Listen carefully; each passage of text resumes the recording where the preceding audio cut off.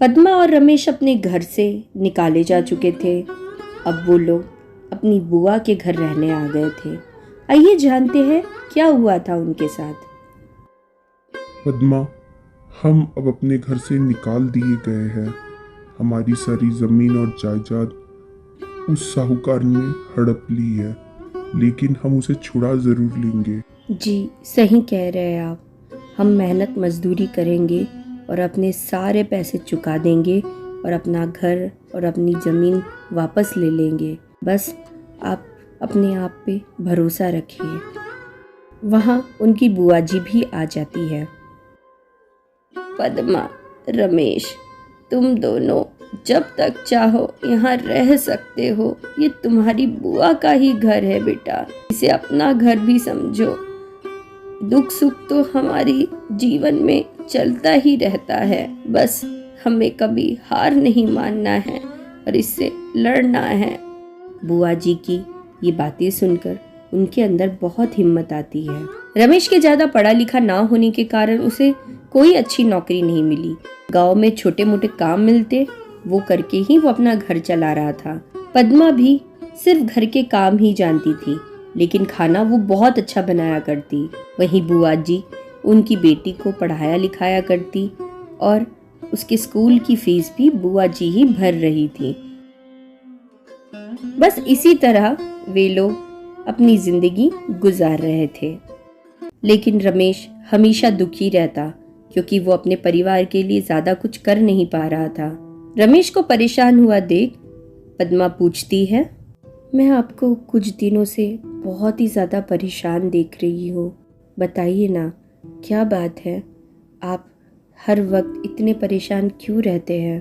पद्मा, दिन भर मजदूरी करने के बावजूद मैं ज्यादा कमा नहीं पा रहा हूँ। यही चलते रहा तो हम अपना घर जमीन कभी भी उस साहूकार से छुड़ा नहीं पाएंगे। बस इसी चिंता में मैं सोचते रहता हूँ। अब समझ नहीं आ रहा है क्या करूँ, कैसे हम अपना कर्ज उतार पाएंगे। अब तुम ही बताओ मुझे पद्मा।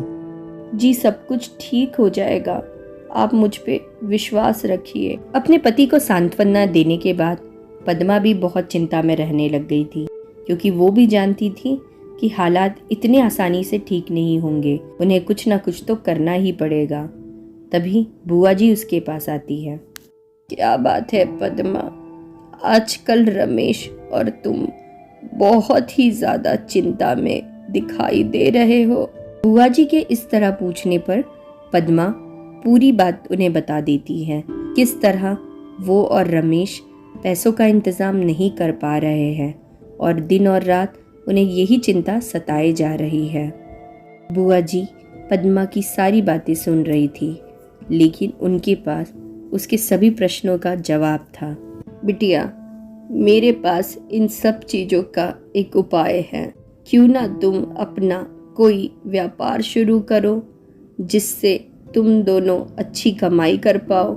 लेकिन बुआ जी, हमें तो ज़्यादा कुछ काम आता नहीं है, तो हम कैसे व्यापार शुरू करेंगे? और उसके लिए तो पैसों की भी ज़रूरत पड़ती है ना।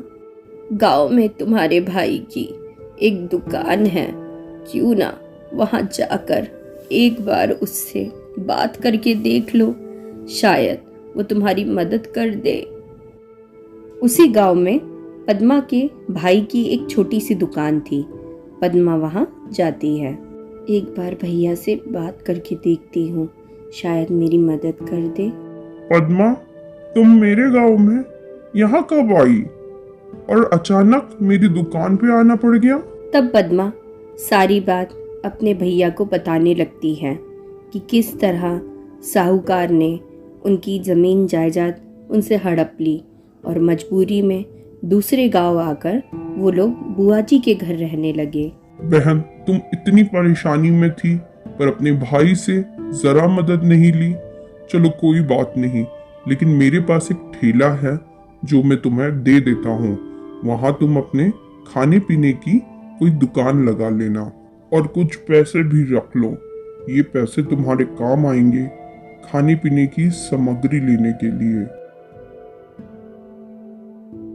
कुछ ही दिनों में पद्मा समोसे तैयार करके अपनी दुकान शुरू करती है। लोग समोसे तो खाते हैं, लेकिन मैं मैगी समोसे बेचूंगी जो इस गांव में कोई नहीं बेचता है। अपने भाई की बताई हुई जगह पे पद्मा और उसके पति ठेला लगाते हैं मैगी समोसा बेचने का। पहले तो इक्का दुक्का ग्राहक ही उनके दुकान पे आया करते थे, लेकिन मैगी समोसे की तारीफ सुनकर गांव के और भी लोग उनकी दुकान पे आने लगे थे मैगी समोसा खाने के लिए। उनका काम बहुत अच्छा चलने लग गया था। कुछ दिनों में ही वे लोग अच्छे खासे पैसे कमाने लग जाते हैं और बुआ जी के पास आकर वे लोग कहने लगते हैं, बुआ जी, ये आपका आशीर्वाद और विश्वास ही था कि आज हम इतनी अच्छी कमाई कर पा रहे हैं। आपका बहुत बहुत धन्यवाद बुआ जी, हमारे बुरे वक्त में साथ देने के लिए। मैं बहुत खुश हूँ तुम दोनों के लिए, लेकिन एक बात हमेशा याद रखना, परिस्थितियों से कभी हमें हारना नहीं चाहिए और बस आगे बढ़ना चाहिए।